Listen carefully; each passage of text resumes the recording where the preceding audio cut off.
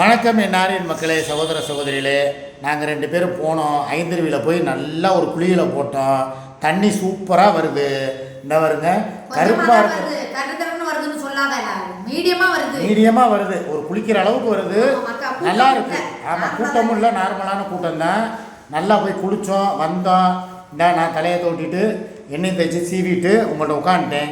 இப்போ நான் அந்த வீடியோ எதுக்காக முக்கியமாக போடுறேன் அப்படின்னா, நிறையா பேர் குற்றாலத்துக்கு வர்றவங்களுக்கு உள்ள ஒரே ஒரு குறை என்னென்னா சாப்பாடு விஷயம். சாப்பாடு இங்கே ஹோட்டலே சரிவரான ஹோட்டலே கிடையாது. ஒன்று மதுரையில் இருந்தோ இல்லை எந்த ஊரில் இருந்தோ வர்றவங்க அவங்களே ஒரு சமயக்காரவங்களை கூப்பிட்டு ஒரு குரூப்பாக வர்றவங்க, பண்டு பிடிக்கிறவங்க அப்படி சாப்பிட்டு பார்த்துருக்கோம். ஆனால் நம்மளை மாதிரி ஒரு ஃபேமிலியாக வர்றவங்க, ஒரு 2 பேர் வர்றவங்க, இல்லை ஒரு குடும்பத்தோடு வர்றவங்களுக்கு சாப்பிட்றதுக்கு உண்டான வாய்ப்பு, இட வசதிகள் ரொம்ப கம்மியாக இருந்துச்சு. சாப்பாடு ருசி இல்லாமல் இருந்துச்சு. இந்த வட்டம் நாங்கள் ஏன்னா கறி வாங்கி கொடுக்கறது பெருசு இல்லைங்க. இப்போ நாங்களும் தான் காலைல போனோம், 1 கிலோ மட்டன் வாங்கினோம், 1 கிலோ மீன் வாங்கினோம். வாங்கி அதை எப்படி செய்யணும், தரமான ஒரு சமையல் வேணும்ல, அதுக்கு ஆள் கிடைக்காமல் அலைஞ்சிக்கிட்டு இருந்தோம். அப்போ தான் நாங்கள் ஐந்தருவி போகிற ரோட்டில் ஒருத்தவங்கள விசாரித்தோம். அவங்க சூப்பராக சமைப்பாங்க அப்படின்னாங்க. எல்லோரும் 4-5 பேர் சொன்னாங்க. சரி சொல்லிட்டு வாங்கி கொடுத்தது எவ்வளோ நேரம், 11:30 மணி இருக்குமா. 11:30 மணிக்கு தான் நாங்கள் சமையலுக்கு உண்டான பொருட்களை வாங்கி கொடுத்துட்டே வந்தோம். பொருள்லாம் ஒன்றும் கிடையாது, கறி மீன் 2 மத்திரம் கொடுத்துட்டு நாங்கள் மத்தி மீன், அயிலை, குமுளா, அயிலை என்ற குமுளா, அதுக்கப்புறம் இன்னொரு மீன் ஒரு மாதிரி பாறை மாதிரி இருந்துச்சு ஒரு மீன். இதை கொடுத்துட்டு இதை பார்த்து குழம்பு எது வைக்கணுமோ, பொரிக்கிறது எதை வைக்கணுமோ அதை நீங்கள் செஞ்சுக்கங்கன்ட்டு கொடுத்தாச்சு. மட்டனையும் கொடுத்துட்டு வந்துட்டோம். நாங்கள் போயிட்டு நல்லா ஐந்தருவியில் போய் ஒரு ஆனந்தமான ஒரு குளியல் போட்டுட்டு நேராக கிளம்பி வந்தோம். வயிறு கப்ப கப்ப கப்ப கப்பன்னு ஒரே பசி. என்ன பண்ணலாம் அப்படின்னு சொல்லி பார்த்தா அந்த அக்கா நாங்கள் வர்றதுக்குள்ளே எல்லாமே ரெடி பண்ணி சுட சுட எடுத்து வச்சிட்டாங்க. இப்போ அதை தான் உங்கள் முன்னால் காட்ட போகிறோம். நீங்களும் இதே மாதிரி ஐந்தருவிக்கு போய் குற்றாலம் வந்தீங்கன்னா இந்த கடையில், இந்த வீட்டுக்காரங்க வீட்டில் வீடு அக்காவோட சமையல் வேணும், நாங்கள் 4 பேர் 10 பேர் 2 பேர் 4 பேர் வந்திருக்கோம் அப்படின்னீங்கன்னா இவங்களோட சாப்பாடு எப்படி இருக்குன்னு இப்போ நாங்கள் சாப்பிட்டு பார்த்துட்டு உங்களுக்கு ஒரு ரிவ்யூ கொடுக்குறோம். நம்பர் பர்சனலாக தர்றோம், உங்களுக்கு அந்த அக்காவோட நம்பர் தர்றோம். பாத்திரமும் ஃபுல்லாக அவங்க பாத்திரம் தான், பாத்திரம் கிடையாது. எதுவுமே கொண்டுட்டு வரல, அதனால எல்லாமே அவங்க கொடுத்துட்றாங்க. சமையல் எப்படி இருக்குங்கிறத சாப்பிட்டுட்டு திரும்பி சாயங்காலம் 6 மணி லைவ்ல இப்போ சமைச்சது என்னங்கிறத நீங்கள் பாருங்கள். லேசாக டேஸ்ட்டு இப்போ நம்ம இவங்க காட்டுவாங்க. ஒரு நிமிஷம் இருங்க. இப்போ பாருங்க, பார்த்தீங்களா ஐந்தருவியில் குளிச்சோன்னா ஒரு கலர் ஆகிட்டா. நீ தான் குளிக்கவே இல்லை, குளிக்காம இவ்வளோ கலராக இருக்க. மட்டன் கிரேவி மாதிரி சுக்கா. இது மட்டன் சுக்காப்பா. ஆமாம் ஆமாம், இது மட்டன் நல்ல சூப்பராக இருக்குது பாருங்க. தெரியுதா, நாங்கள் ஆட்டையை போட்ட கிட்டினி, ஆட்டையை போட்ட கிட்டினி அது பப்புவுக்கு. சரியா, நல்லா மட்டன் வெந்திருக்குது. நான் எடுத்து வாய் வச்சு பார்க்குறேன். சாப்பிட்டு காட்டு எப்படி இருக்குன்னு. உப்பு உரப்புலாம் எல்லாம் இருக்கா, சூப்பராக இருக்குது. ரைட்டு. அடுத்து இது பார்த்தீங்கன்னா மீன் குழம்பு. நாங்கள் வாங்கி கொடுத்தது 1/2 கிலோ மீன் குழம்பா, இல்லை மட்டன் குழம்பு சாரி. இந்தாங்க 1/2 கிலோ சுக்கா, 1/2 கிலோ நல்ல தண்ணியாக. தண்ணி குழம்பு தான் சொல்லுச்சு, அதனால தண்ணி குழம்பு கெட்டியாகவும் இருக்கக்கூடாது தண்ணியாகவும் இருக்கக்கூடாது, நார்மல். இந்த பாருங்க சூப்பரான ஒரு மட்டன் குழம்பு, செம்ம செம்ம செம்ம. அடுத்து இந்த குழம்பு பார்த்தீங்கன்னா இந்த பாருங்க மத்தி மீன். ஆஹா, இந்த பாருங்க மத்தி மீன் தெரியுதா, நல்லா பார்த்துக்கோங்க. சும்மா 1/2 கிலோ தான் எடுத்து கொடுத்தாங்க மத்தி மீன். ஓகே, இதையும் இது பண்ணி பார்க்கலாம், டேஸ்ட் பண்ணலாம். நான் வைக்கிற அதே டேஸ்ட் நல்லா இருக்கு. மாங்காய் பழம் கொடுத்தா கூட அந்த அக்கா போட்டுருக்கும் போல இருக்கு. சரிங்களா, அதையும் தாண்டி முக்கியமானது 1 கிலோ வாங்கிட்டு வந்துட்டாரா அயிலைய. நான் சும்மா பேருக்கு வாங்க சொன்னேன், ஆனால் வாங்கிட்டாரு. அயிலையும் முட்டைப்பாறை. அது எது இதுவா, இதுதான் வாங்கியிருக்கேன் நான். இதை கூட பார்க்கல பாரு, அது முட்டைப்பாறை. எனக்கே தெரியலடா, இவர் என்னத்தையும் வாங்கினாரு மட்டும் எனக்கு தெரியும். ஆனால் ஒரு தட்டில் தான் அப்படியே ஒரு 4 மீன் எடுத்து வையேன்.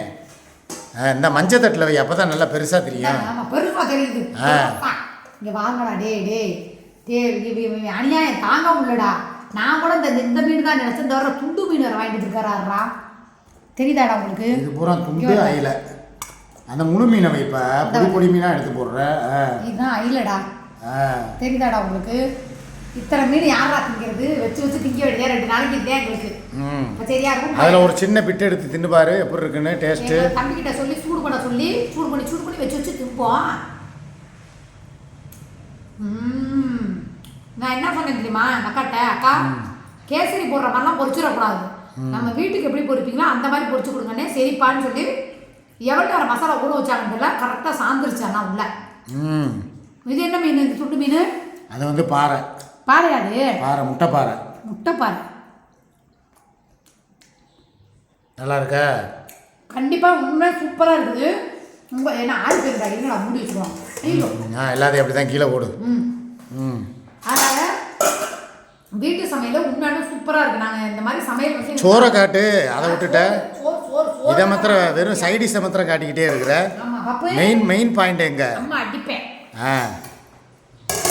அதுதானே மனுஷனுக்கு சோறு தானே முக்கியம். 2 பேருக்கு அளவாக கேட்டோம். ஆனால் இது 4 பேர் சாப்பிடலான்னு நினைக்கிறேன்னா நாங்கள் திறக்கவே இல்லை. உங்களுக்கு முதல்ல திறந்து காட்டுறேன். இங்கே ஆக்கி 4 பேர் சாப்பிடலாம் அந்த சோத்தை. இது எவ்வளோன்னா 120 ரூபா. ஆமாம், ஒரு சாப்பாடு 60 ரூபா, 2 சாப்பாடு 120 ரூபா. நான் சொன்னேன் அக்கா அரிசி உங்களுக்கு நல்லா இருக்குன்னு. எப்பா நாங்கள் வந்து நெய் கிச்சடி தாப்பா நாங்கள் சமைப்போம் அப்படின்னாங்க. இங்கே பாருங்க ஆவி பறக்குது. நான் உங்களுக்கு பாருங்க கொதிக்க கொதிக்க கொதிக்க ஆவி பறக்குது. நல்லங்கற பெரிய பாத்திரம் போதும்டா உங்களுக்கு. இங்க பாருங்க எவ்வளவு பெரிய பாத்திரம் பாருங்க. ஒரு கிலோ இதுல வந்து 2 பேர் சாப்பிடுறதுக்கு இவ்வளவு சோறு. இது போ நம்மளுக்கு நைட் மிச்சமே இருக்கும். மிச்சமும் அதுதான் சாப்பிட போறோம். நாளை இட்லியை மட்டும் வாங்கி கூட இதெல்லாம் வச்சு சாப்பிட்டுக்குவோம். இன்னும் ஒண்ணு வர வேண்டியது இருக்கு, அதை சொல்லு. ரசம் இன்னும் வரல. இன்னும் வரலடா, அதுக்கு எங்களுக்கு பசி. சரி லைட்டா நம்ம ஆரம்பிச்சுட்டு போனோம்னா அதெல்லாம் அவங்க அண்ணன் எவ்வளவு நாளா அது போய் வாங்கிட்டு வந்து நம்மளால தான் முடியாது. உண்மையாலுமே சொல்கிறேன், குற்றாலத்துக்கும் ஃபேமிலியாக வர்றவங்க சமைக்கிறதுக்கு ஒரு இடம் என்ன கொஞ்சம் செலவாகும். அதை நான் ஓப்பனாக சொல்லிடுறேன். சமைச்சு கொடுக்குறதுக்கு 1 கிலோவுக்கு 300 ரூபா. அது மீனோ கறியோ நாட்டுக்கோழியோ வாத்தோ என்ன வேணாலும் இருக்கட்டும், 300 ரூபா 1 கிலோவுக்கு சமைச்சு கொடுக்குறதுக்கு. நீங்கள் 300 கிலோவில் அவங்களே மசாலாவெல்லாம் போட்டு எண்ணெயில் பொரிச்சு எண்ணெய் மசாலு வெங்காயம் தக்காளி அதுக்கப்புறம் வந்து எல்லாமே பாத்திர வாடகை வரைக்கும் எல்லாமே அவங்களே கொடுத்துருவாங்க. நீங்கள் பாத்திர வாடகை கிடையாது, அவங்க சொந்த பாத்திரம். சொந்த பாத்திரம்னால அதுவும் ஒரு இது தானே.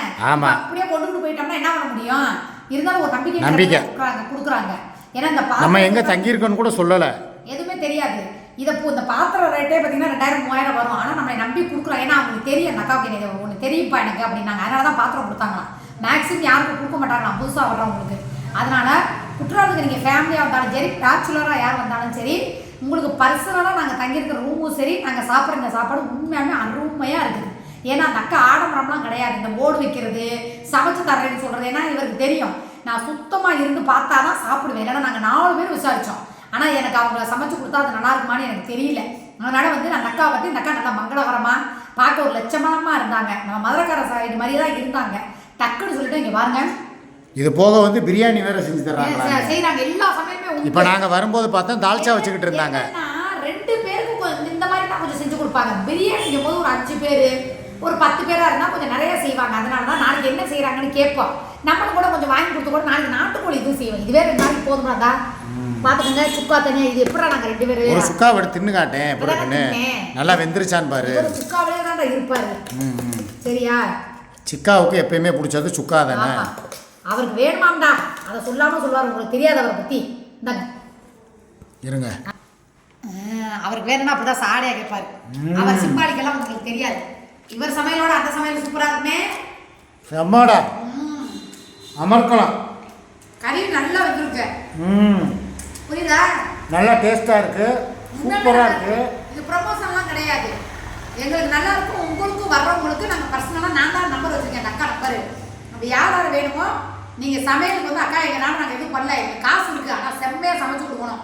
சைடிஷ் எல்லாம் சூப்பராக இருக்குன்னு சொல்லுங்க. செம்ம சைடிஷ். சரியா? நல்லா வந்துருச்சு அந்த அக்கா. ஆமாம், அந்த அக்கா நம்பர் நானே தர்றேன் உங்களுக்கு. உண்மையுமே அருமையாக இருக்குது. சரியா? ஓகே, அடுத்த வீடியோவில் சந்திப்போம். பசி எடுத்துருச்சு. பாய்.